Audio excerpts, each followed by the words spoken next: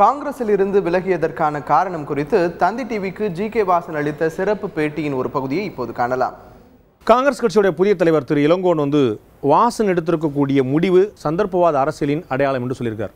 இதை நீங்கள் எப்படி மறுக்க போறீங்க? என்னை பொறுத்தவரையில் காங்கிரஸ் கட்சி ஆட்சியில் இல்லாத போது தமிழ் மாநில காங்கிரஸ் என்ற ஒரு பெரிய இயக்கத்தை காங்கிரஸ் கட்சியில் இணைத்தது சந்தர்ப்பவாதமா என்று கேட்டால் அது இல்லை.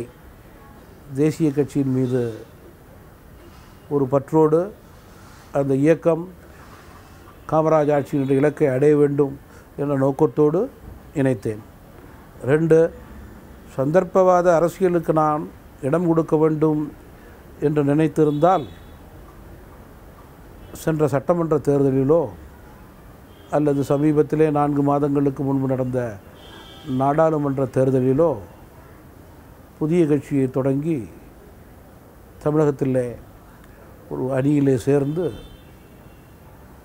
வெற்றி பெற்றிருக்கலாம். கட்சி ஒரு கடினமான சூழலை காலத்தை கடந்து கொண்டிருக்கும் போது இந்த முடிவு எடுப்பது சந்தர்ப்பவாதம் அப்படிங்கிறது அவங்களுடைய பார்வை. என்னை பொறுத்தவரையில் நான் எடுத்திருக்க முடிவு என்பது அதை விட ஒரு கடினமான பணி.